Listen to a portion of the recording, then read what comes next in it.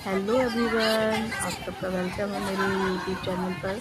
तो ये वीडियो है डांडिया नाइट की, जहाँ पे बहुत सारे कॉम्पिटिशन हुए थे और बहुत एंजॉय किया था हमने। स्कूल की तरफ से जो फंक्शन हुआ था, तो यहाँ पर एक गेम भी खिलवाया गया था जिसमें हाथ पे पट्टी बांधकर और अपने बच्चे के लिए ढूंढना होता है। वहाँ पे साथ ईज़ी लगता है ना, कि जैसे हम आँख बंद करेंगे, हाँ अपने हम बच्चे का हाथ बचा लेंगे, बट ये सच में मुश्किल होता है।